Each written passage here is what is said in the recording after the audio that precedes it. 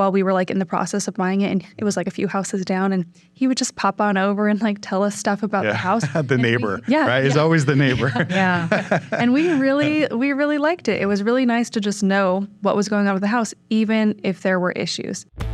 The Den, powered by the Lyons Group, a show dedicated to exploring hot topics in real estate, local happenings, and industry trends. We're a small team of professionals approaching $400 million in sales and nearly 2,000 local transactions. You're listening to time-tested experts and industry leaders. Here's a refreshing look at real estate happenings and more.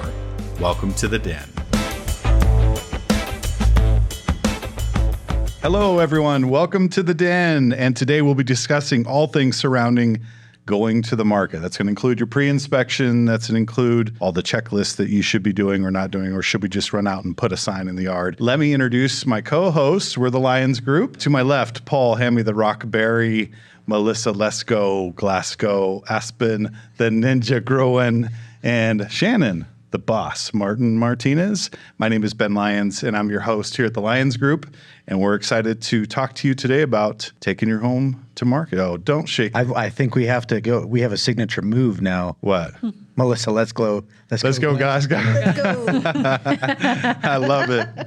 That's awesome. All right, we'll dive in right in. Let's talk about it. So if you're thinking about putting your home on the market, what should you be thinking about? Let's talk about kind of the process first, and then we'll dive into the dreaded pre-inspections. Kind of like going to the dentist. You know, you dread it, but then when you do it, it's not so bad. But thoughts? You should always call your realtor. Okay. Step one. So whenever you're doing that, I think you do need to come in with an expectation of, okay, so I think it's really important to get a realtor who's going to be honest with you. And also, what do you want from this house? Would you like to put some work into it and maybe get a little bit higher price? Or do you not want to do the work? Do you want to just sell it as is? And what those different options can look like, because it's going to be different for everybody.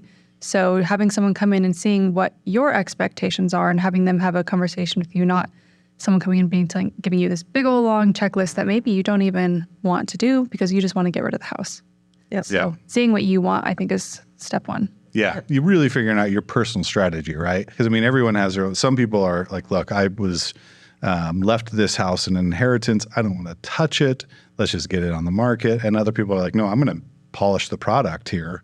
And before we go to market, try to get as much money as possible. Shannon, what are your thoughts as far as getting ready for market? Should you go down a checklist? Should you, you tell me what you would do as a seller if you were selling your personal home. Well, if I were selling my personal home, I like pre-inspections. I like knowing what needs to be done because I don't like surprises at the end. So for me, I think a pre-inspection is a good idea. It may not be a right fit for everyone. As you said, identify what your needs are. If you're wanting to maximize your equity in your house and you want to get everything out of it, I would recommend taking care of all the maintenance issues that you know about. I would recommend tidying it up as the best that you can.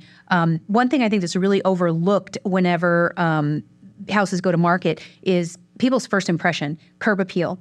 And so, a lot of times you get to the house, people will drive by and just say, no. Yep. Yeah. And you don't want that, or we get to the door. The worst thing is you get to the door for a showing and you realize that, their lock sticks. Their key doesn't work properly. You got to get it just right and wiggle it a little bit. And they've given you all the instructions on how to do that. That's a terrible first impression. Yep. Sure. Terrible first impression to come up and the door has peeling paint. It's small things, but to tighten the lock on your door, put a fresh coat of paint up there, maybe sweep up all the cobwebs and things like that out of your entryway. That's the first impression that they're going to get that sets the tone for them even coming through the door. Pull the weeds. Yeah. No matter what, you got to clean. Yeah. Clean houses cannot be understated. Right. Doesn't really matter. That's what they're going to be focused on. Absolutely. I actually had a home I showed years ago, and this pops into my head because the house was very nice. It was a rental property, and it had been completely remodeled. It was in very, very good condition. But the tenant was very messy, and they had dishes, literally the entire countertop, just dirty dishes everywhere. There was food. It didn't smell too good.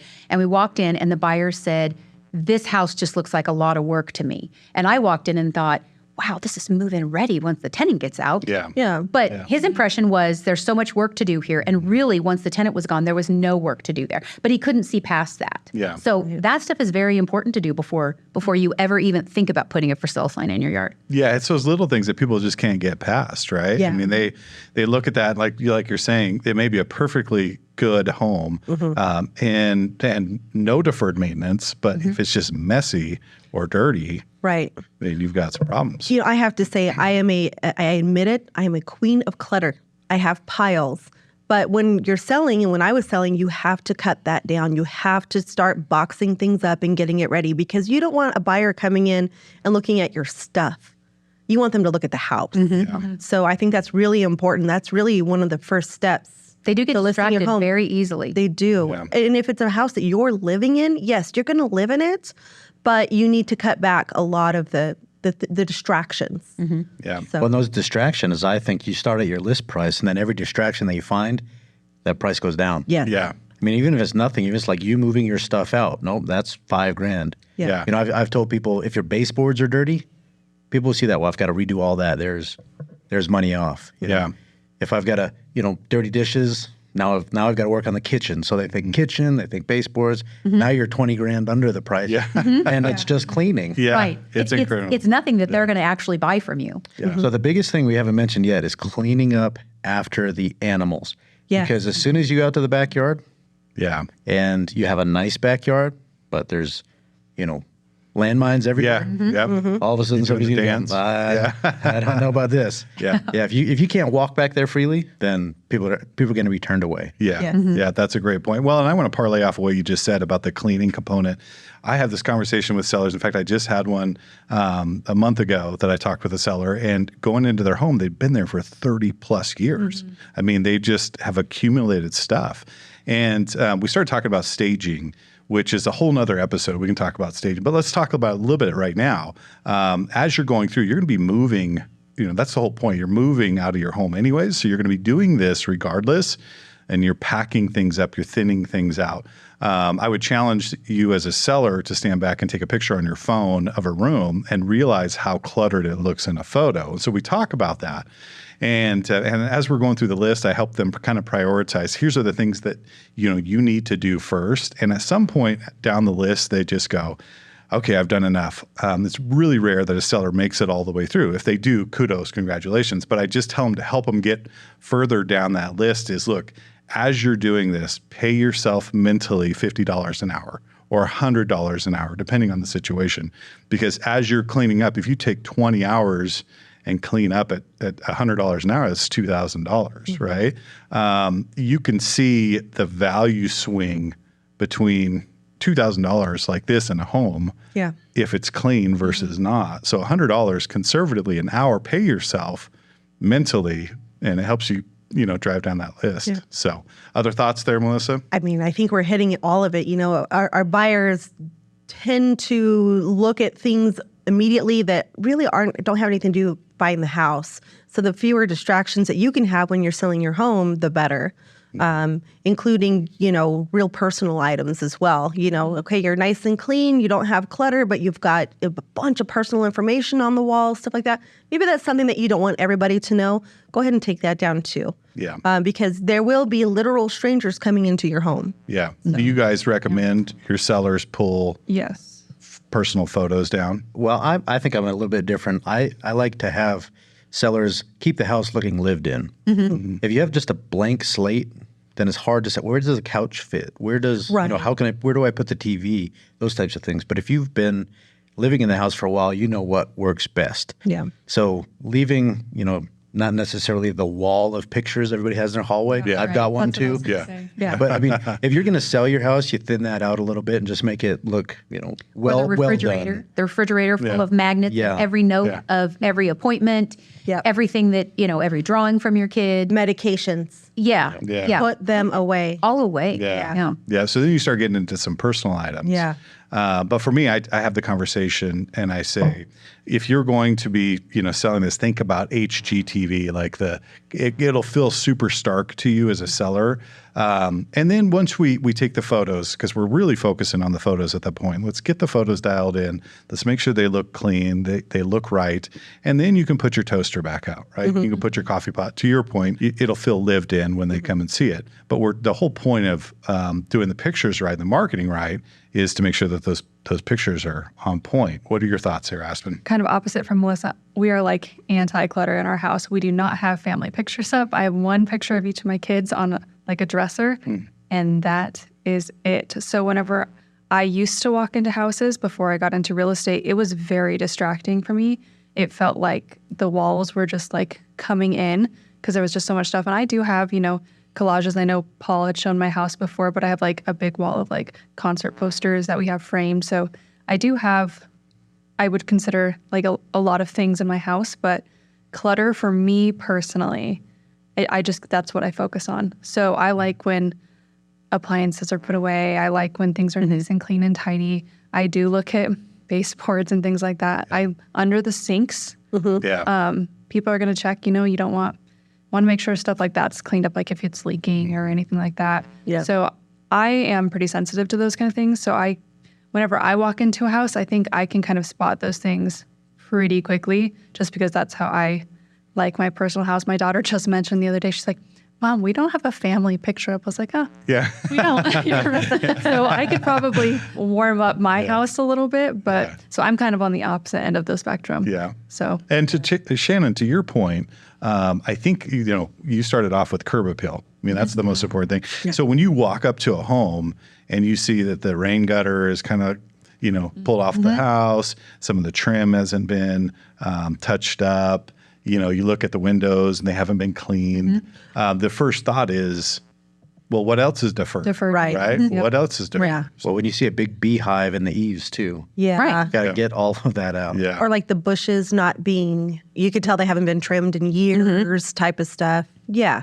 I think this is why it's really important for people when you're listing your house to understand, don't be offended when your realtor gives you advice. Yeah. We work with the buyers. We're walking them in these houses every day. We know what people are looking at. So I've actually had people that were, you can tell they're taken back when you say, you might want to clean up these baseboards a little bit. Yeah. And they get a little bit offended. But, buyers do notice that.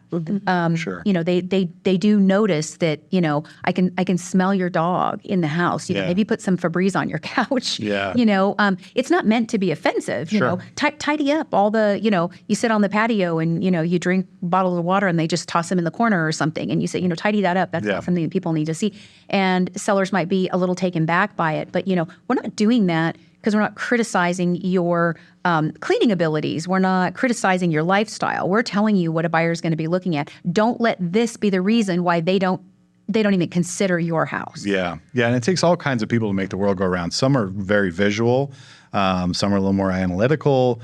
Some people can see beyond stuff and some people can't. I mean, I've worked with all kinds, and I can tell you the vast majority of people that I work with cannot get past. Yeah. They don't have the ability to see beyond what's in front of them. And that takes a special buyer to be able to go, I can see through this mess and this is really a gem. But you don't want to be in that position. Why would you put yourself in that position as a seller? It's kind of like the whole thing, if you're going to sell your car, wouldn't you want to detail it first? I mean, it would be, vacuuming every little corner because it's certainly going to bring you more money. But there are instances where it just doesn't make sense, Sure. So, and that's understandable too. So let's circle back to the dreaded pre-inspection and get your thoughts on that. Paul, you want to kick us off on thoughts for a pre-inspection? I think it's a good idea. It's a tough thing to sell to somebody that says, I want you to spend $500 maybe on a pre-inspection, and then we know what needs to be fixed. Then we have to, now that we know about it, we have to put it out there that these things are wrong. If you know you're going to come up to a roof issue or a plumbing issue or something like that, you should fix it before we allow buyers in there. A lot of times that we know about it, sellers kind of change their mind about how they want to market things. I've had some major issues come up in a pre-inspection, and there's been very few pre-inspections. But some issues come up and they decide to wait instead of market and put it on the market right now because I think they'll get less and they can't afford the repairs. Sure. But I think it's a great way to know what what product you're putting out there. Yeah. And to know, you pretty much control the conversation about repairs once we do inspections or once a buyer does inspections. Yeah, you have the game within the game. So you go under contract, right? And you're a seller and you've got this contract, this buyer wants to pay you the money, and then, oh, wait a minute, we got another game we're going to play here, and that's the inspection period.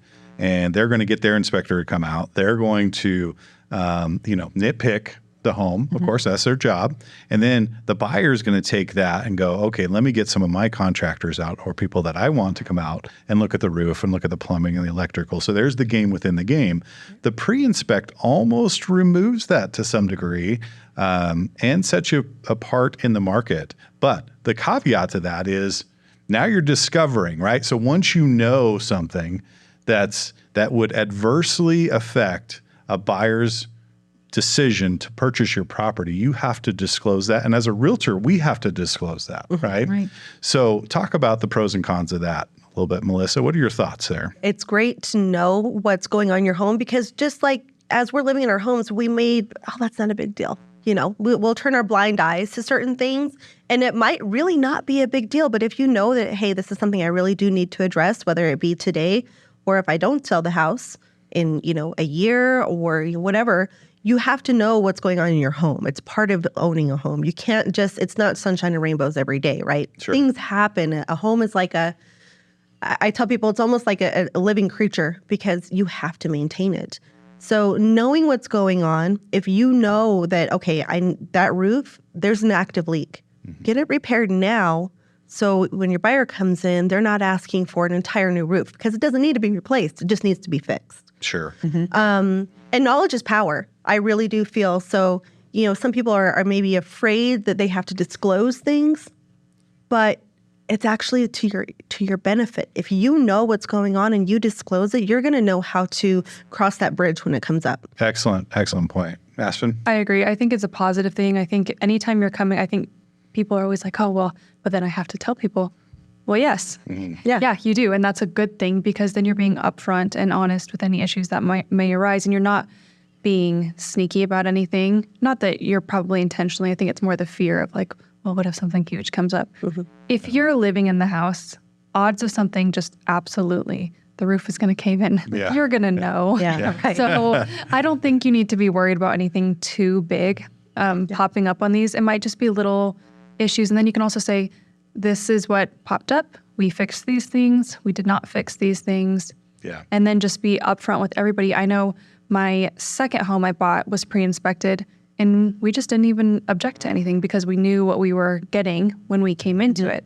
So, and the owner was great and he was very upfront with everything. And I was actually staying at my parents' while we were like in the process of buying it. And it was like a few houses down and he would just pop on over and like tell us stuff about the house. The neighbor, right? He's always the neighbor. Yeah. And we really liked it. It was really nice to just know what was going on with the house, even if there were issues. Yeah. It was okay because everything can be addressed. Sure. But you don't want to move into somewhere and find a roof leak that's just been hidden or something like that. Right. So inspections are very important. If you know there's plumbing issues, or the seller knew there was plumbing issues because they had, the plumber come out twice a year to fix it, but you didn't tell somebody.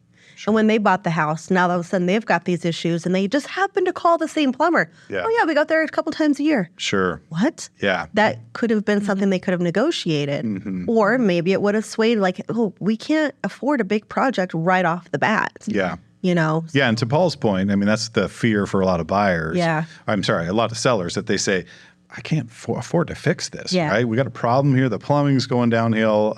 Maybe the roof needs some attention. I just don't have the money. Well, you can account for that with allowances. Yeah. I think the most important thing is that you're transparent and upfront about issues that you're aware of. In fact, I have one up right now that's coming on the market here in the next month that had a little bit of settling. And we're going through and we're cleaning up all the sheetrock and all the cracks. But before we did that, we had a structural engineer come out and take his own pictures and do his own report so we can hand that over to a buyer. And there's no issues down the road. So from a seller's perspective, it's almost like playing safe to get a pre-inspect because you can, not only does it differentiate you in the market because there's not a lot of sellers that do it, right? You can also put yourself in an advantage of like, look, I'm going to clear space down the road so there's no liability that's going to come back on me. I've been honest and upfront Yes. with that. Talk to me about pre-inspections and liability, Shannon, in the sense that if someone hands me a pre-inspection, I'm a buyer, what should I be aware of in that regard? That just because they gave you the inspection, you don't own it, and you have no accountability to anybody that did that.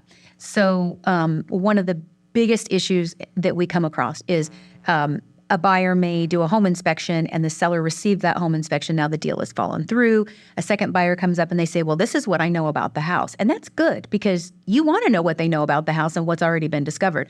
But maybe that buyer says, this looks good to me and I'm going to buy it. And then 2 months after they move in, their home inspection showed that there was no leaks in the house. And clearly, the drywall behind the shower is wet and it's been doing that for years. And they didn't get their own inspection. And now they would like to go after that home inspection because they made a decision based on that. You don't own that. That's they right. didn't do that work for you. That home inspector does not is not well. You're not the client of that. That's right. Home Right. inspector, right? So I think there is, in that regard, buyer beware to some degree. Now, Aspen, in your situation where you were handed a report, you're in the business, you understand things. You probably did some more due diligence beyond just that report, but you were very aware, like this home inspector owes me nothing. Right?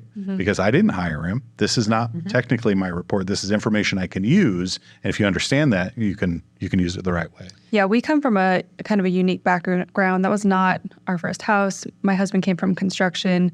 We've already been in the process of flipping homes. We were gutting the whole thing anyways. Yeah. We didn't really care if the carpets were ruined or if there was issues with, the roof or what. It didn't matter to us. It was nice to know these things. Like there was something kind of funny. The AC for the evaporative cooler, instead of being on the outside, was actually connected under the sink in the bathroom. Oh, wow. So it was nice to know those Some kind things of like that, funky yeah. things. Yeah. But for us, it wasn't a big deal at all. But I could see for somebody else them being like, oh, this is a little bit bigger project than I'm wanting to take on. So yeah, and with that, if it was my client who maybe wasn't as familiar with construction or anything like that, it's a great point to be like, okay, well, so we have this, and it's maybe you're intimidated by, let's just stick with the roof. Let's get some roofers out there. Sure. So instead of having to wait for the inspector to come out, do the inspection, and then get specialized professionals in there, let's just start bringing people out. We already know their problems that you might not be comfortable with. So let's get someone else in there. That's a great point. I mean, usually the home inspection for me is a trigger tool, right? Because the inspector is licensed, but they may not be a licensed electrician or a licensed plumber or a licensed roofer. So it's a trigger point to say, okay, there's maybe something going on here. Let's get a licensed professional out to give another opinion. So that's where you can save some money as far as a buyer is concerned. I don't have to pay for a home inspection at this point. I'm willing to take the risk that this inspector has no obligation to me, but I see where the trigger points are. I can call these professionals and have them come out and take a look at the house. So interesting discussion. I think that it's a case by case to a large degree, but let's move on to the speed round, because here's the big question for today. Should you do a pre-inspect on your home when you're preparing to sell? So Shannon, we'll start with you. Yes or no? Yes, it's going to put you in the driver's seat. Okay. I would prefer to know what's going on, handle it the way I'm going to, and offer the property and let them make a decision based on that, rather than finding something out after negotiation and trying to figure out how to make it work. Fair enough. Aspen? Yes, if you have the disposable income for $400-800. Yeah. I think yes, because if you're going to put yourself in the hole for it, maybe it's not the time for you. But if you have a little bit of wiggle room, and I think it's a great tool to be able to use. And just for clarification, 400 to 800. I'm just using an average. Yeah. I don't want to Yeah. give a specific Yeah. number, So but somewhere in that range is probably about what my cost. general Yeah. inspection is in this area. Yep. So Yep. so anywhere between $400 and $800. Yeah. Melissa, your thoughts? I'm on board with the ladies. Yes, I think it's a great tool to have in your pocket if you've got the funds to get it done. Yeah. So Yep. That sounds good, Paul. I think in having all the available information you can is the best position to negotiate from.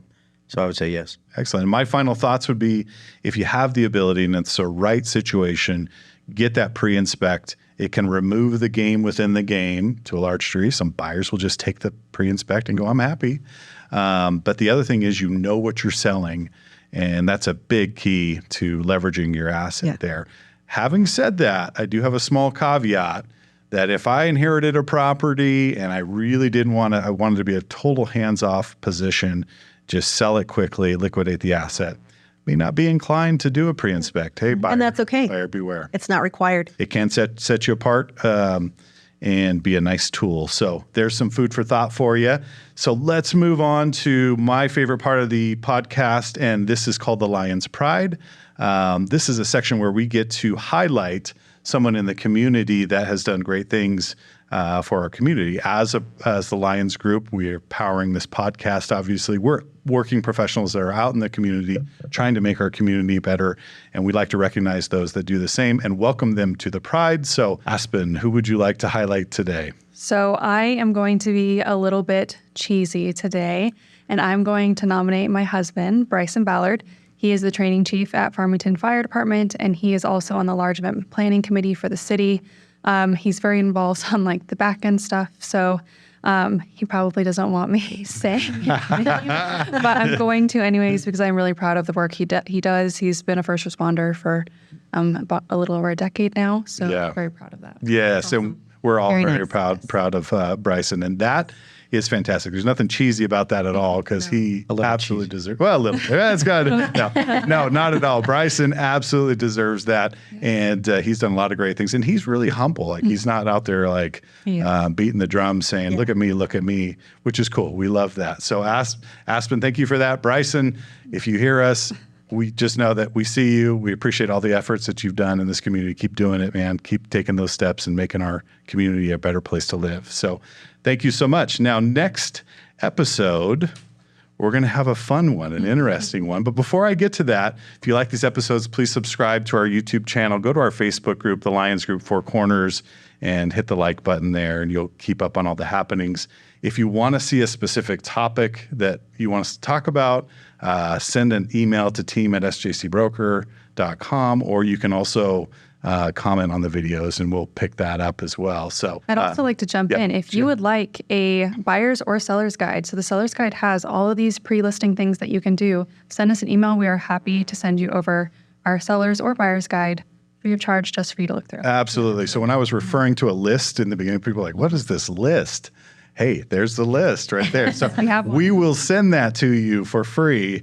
Just reach out to us. Go to sjcbroker.com. You can get all of our contact information. And next episode, this is going to be a fun one. We're going to talk about some fun, wild, shocking stories of past clients. You do not want to miss that. Thank you for joining us at The Den, and until next time. Thank you for listening to The Den, powered by the Lyons Group. Hit the subscribe button to keep informed on real estate happenings. If you'd like to learn more about the Lyons Group, visit sjcbroker.com. Complex markets require complex strategies. The Lyons Group can give you a true advantage in any market. Whether you're buying or selling, residential or commercial, contact us directly at sjcbroker.com. We're time-tested experts with a client-first approach, and we'll see you next time in The Den.